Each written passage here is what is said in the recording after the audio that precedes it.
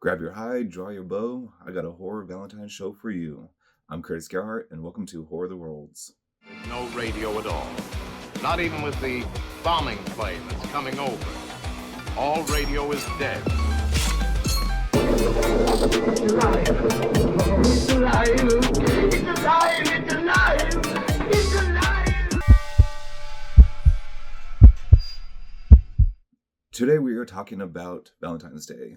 We're going to start off with, some of its origins, Lupercalia, which that name was derived from Lupercus, the god of fertility, that was predominantly livestock. Some of the history that a lot of people don't really know of when it comes to Valentine's Day, that it possibly started from this god. One would skin their goats and their dogs and to pretty much sacrifice for healthier livestock, which, eventually they started whipping people and women to actually help with their own fertility and actually help with good childbirth. Lupercus, the god of fertility, was also the one that was looking over, in the belief, Romulus and Remus, the founders of Rome. But again, later on, years later, Christians did what they did, and they kind of took over this pagan holiday as well to help make more pagans and other beliefs go under the whole Christian guise. Pretty much keep on celebrating your holidays, but you guys are Christians now. Pope Gelasius was one that possibly converted this holiday into more of a Valentine's Day. And this is where some of the things get a little bit muddled, because this part of history was not really well kept.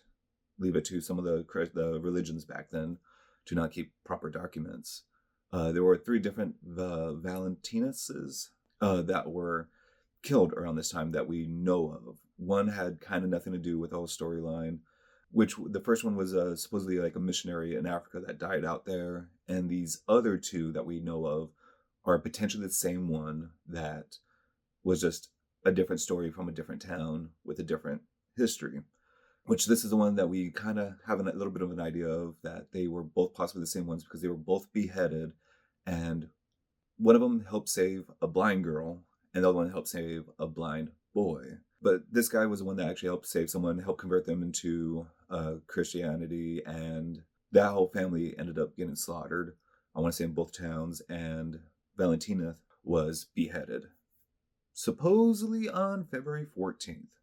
That was like a day before Lupercalia, because with what I've seen, it was celebrated between, I think, the 13th and the 15th. So go figure, they're going to settle on the middle date. And I'm going to butcher this gentleman's name because we're going to go about another 1,000 years in the future from then. Geoffrey Chaucer kind of started giving the birth of the whole romance of February 14th because of a poem when he realized that birds were pretty much, bumping naughties. And this was the whole springtime, falling in love.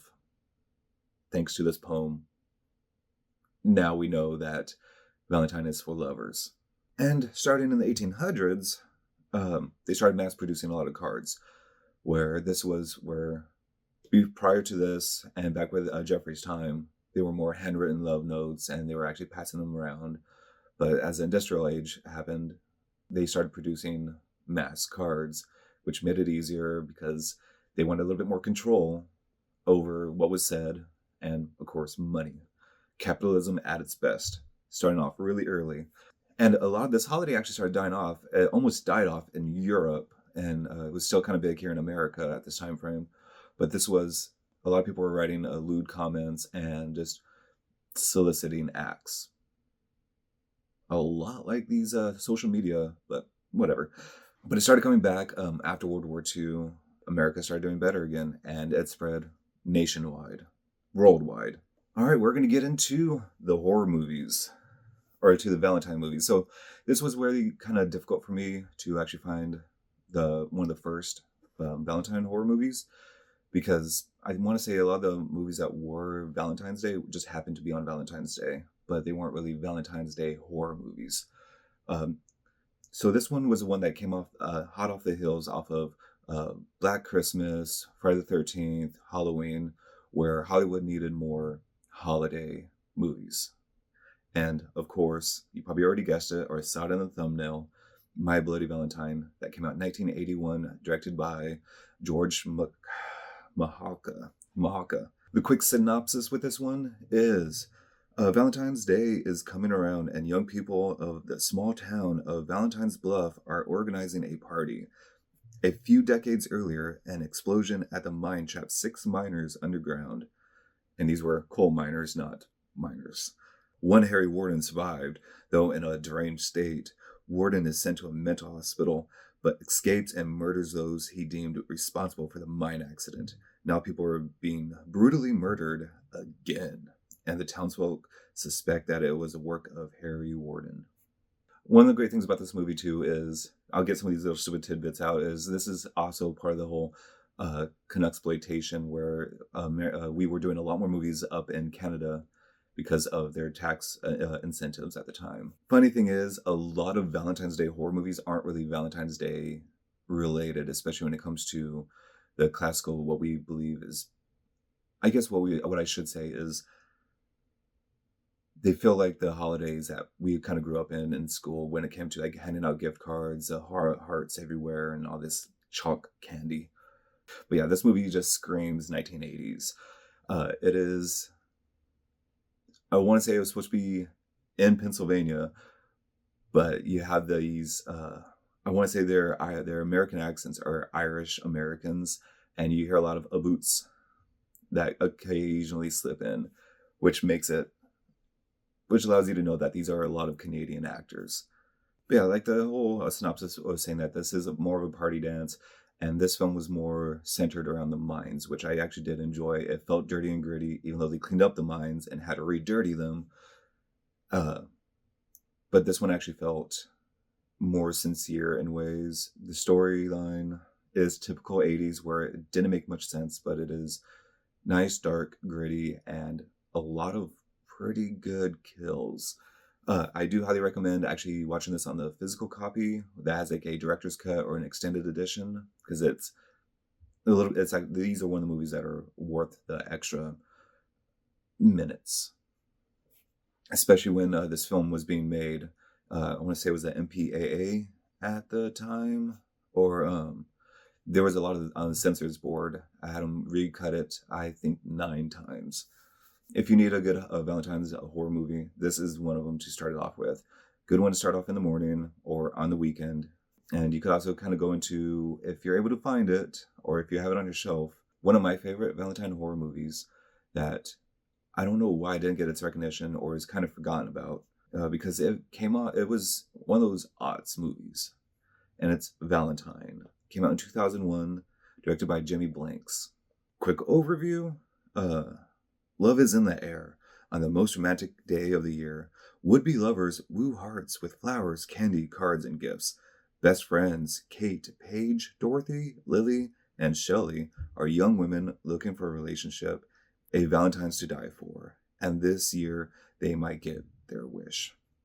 So yeah, this movie screams early 2000s horror slasher movies. The whole neo slasher phase that came after Scream, which if you watch one of our past episodes with Wes Craven, this is one of the ones that he helped usher in as well. I mean, just starting off with the soundtrack, you have Marilyn Manson, you have Static X, Rob Zombie, Linkin Park in the soundtrack. It's just another one of those bangers. But at the same time, this is another one of those blanket cash grab that's just paint by the numbers slasher. So if you're okay with a generic horror movie, this is another movie for you to watch. At least watch it once, because this actually had, which I think everyone was kind of hoping that this killer's mask would be a little bit more well known, because it was a whole cherub, almost Cupid-like mask. Which, granted, Cupid was no angel. There was an angel in this movie, and that's the angel from Buffy.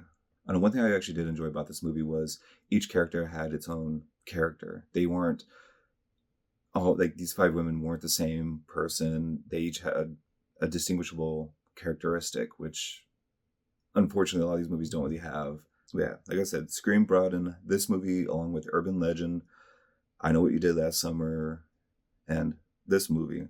This also helped boost the late 2000s genre of neo-slashers, which during this whole time frame was a slew of remakes. like When a Stranger Calls, The Hills Have Eyes, Black Christmas. I think it had even like 2 remakes in this time frame, but also My Bloody Valentine that came out in 2009. This one was directed by Patrick Lussier, which was one of the first rated R 3D movies shot in real D.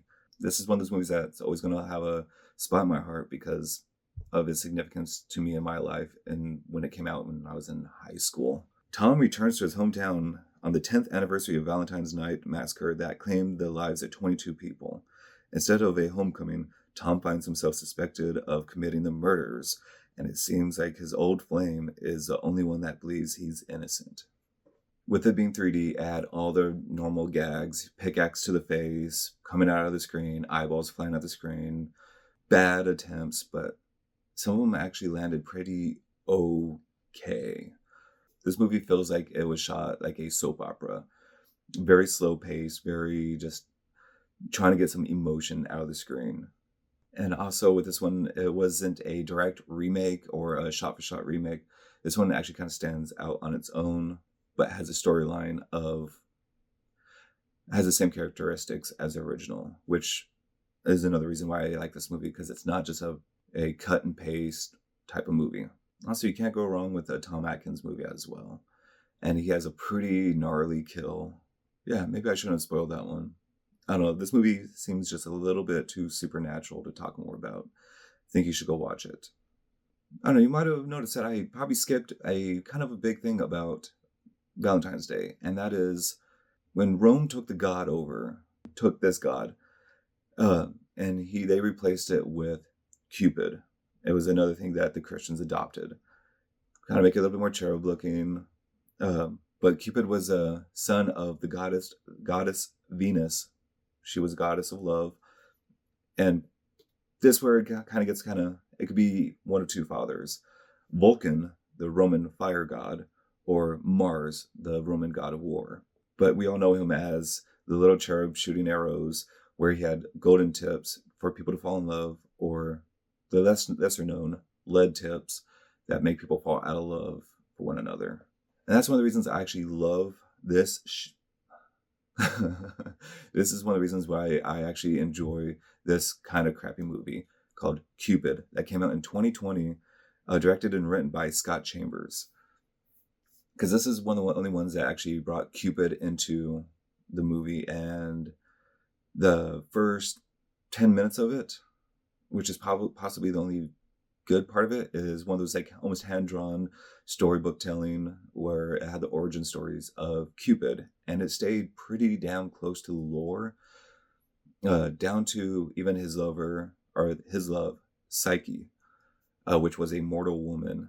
And instead of them falling in love and Cupid never being able to show his face to her, but same thing happened where Venus despised her because she was human, I believe. So it talks about the same 3 stories that Psyche had to go out and do these 3 different chores to earn their love. But she was so tired in this movie. She was so tired to return all the gifts back, and Cupid wanted to potentially rejuvenate her with just a prick of his arrow. Little did he know, his arrow was laced by a poison. I want to say that was from Venus, and ended up killing Psyche. And he wanted to get her back. So he goes to Hades and makes a deal and pretty much just becomes a demon. Again, the movie is very basic, very generic, horrible British accents, even though it is British. But after being horrendously embarrassed by girls at school, a witch summons an evil entity to exact revenge on everyone who's wronged her. That is the movie. This movie is currently streaming on Tubi. I recommend it if you're okay with bad movies. Definitely a one and done movie, and there are so many things that are wrong with this movie.